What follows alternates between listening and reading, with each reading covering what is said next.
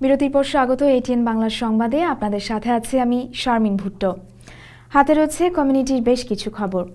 বাংলাদেশের চলমান গণতান্ত্রিক প্রক্রিয়া ও শেখ হাসিনার সরকারের উন্নয়নমূলক কর্মকাণ্ড তুলে ধরতে বার্লিন প্রবাসী বাংলাদেশি কমিউনিটির একটি প্রতিনিধি দল হাউস অব কমন্সে এক সেমিনারের আয়োজন করে মঙ্গলবার।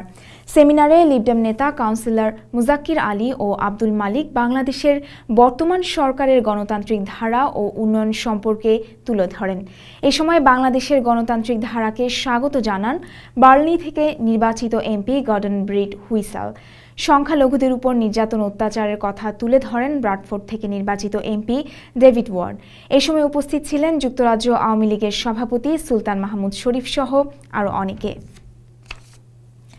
ওদিকে যুদ্ধাপরাধের বিচারে দণ্ডপ্রাপ্তদের রায় কার্যকরের দাবিতে জনমত গঠনের লক্ষ্যে বিশ্বব্যাপী ক্যাম্পেইনরত সংগঠন justice for Bangladesh genocide 1971 in UK Midland শাখার উদ্যোগে মঙ্গলবার বার্মিংহামের কভেন্ট্রি রোডস্থ একটি হলে মহান শহীদ ও আন্তর্জাতিক মাতৃভাষা দিবস উপলক্ষে এক আলোচনা সভা অনুষ্ঠিত হয়। আমাদের প্রতিনিধি জয়নাল ইসলাম জানান, সংগঠনটির মিডল্যান্ডস কনভেনর মোহাম্মদ সিতার আহমেদের সভাপতিত্বে এবং সংগঠনের জেনারেল সেক্রেটারি হিরণ মিয়ার পরিচালনায় অনুষ্ঠিত সমাবেশে প্রধান অতিথি ছিলেন justice for Bangladesh genocide 1971 in ইউকের কনভেনর মনসুর আহমেদ মকিজ। অন্যান্যদের মধ্যে বক্তব্য রাখেন আজির উদ্দিন, নুরুল ইসলাম বেলাল, মোহাম্মদ গাবরু মিয়া, মোস্তফা কামাল বাবলু, কামাল আহমেদ ও সেবুল চৌধুরী।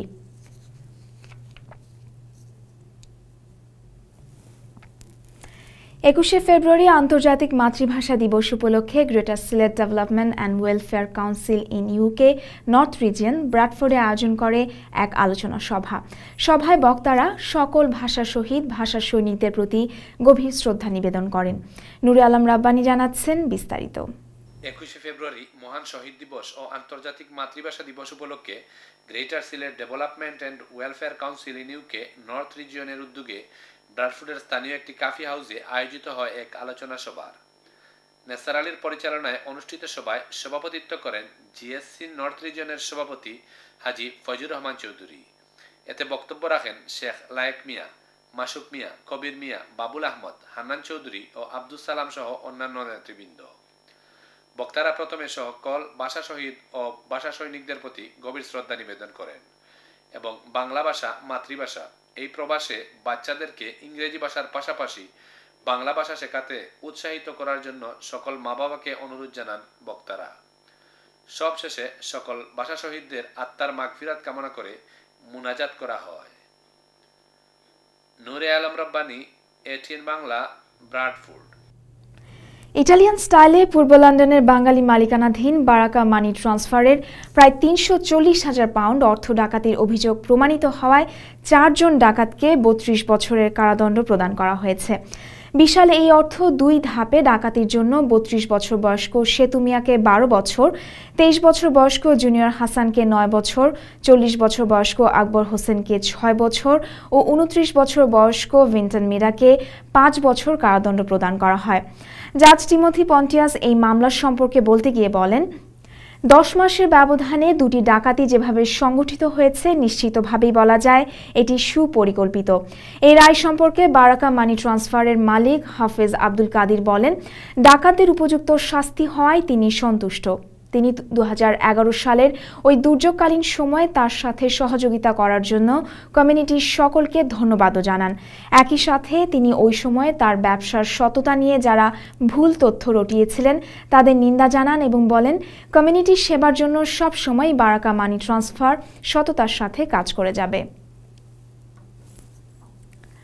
পপুলার বাংলাদেশি কমিউনিটি প্রজেক্টের উদ্যোগে প্রাথমিক চিকিৎসা ও চাইল্ড প্রোটেক্টিং এর উপর দিনব্যাপী প্রশিক্ষণ কর্মশালা অনুষ্ঠিত হয়েছে। বৃহস্পতিবার পপুলারস্থ সংগঠনের কার্যালয়ে এই প্রশিক্ষণ কোর্স পরিচালনা করেন টাওয়ার হ্যামলেটস কাউন্সিলের senior health and child protection consultant.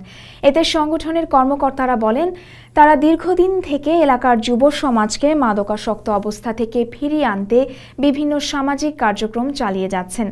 এছাড়া শিক্ষার্থীদের ভালো ফলাফলের জন্য ম্যাথস এবং ইংলিশে সাপ্লিমেন্টারি ক্লাসের ব্যবস্থা, এল্ডারলি লাঞ্চ ক্লাব পরিচালনা, মেয়েদের স্বাস্থ্য রক্ষায় শরীরচর্চার ব্যবস্থা, ফুড অ্যান্ড হাইজিন কোর্স এবং মাতৃভাষার শিক্ষা কোর্স সহ বিভিন্ন কমিউনিটি কার্যক্রম চালিয়ে যাচ্ছেন।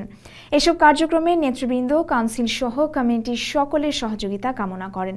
এতে বক্তব্য রাখেন খন্দকার মহিবুর রহমান, শামসুল হক, কামাল হোসাইন, আসাদউদ্দিন খান ও আব্দুর রব সহ আরও অনেকে।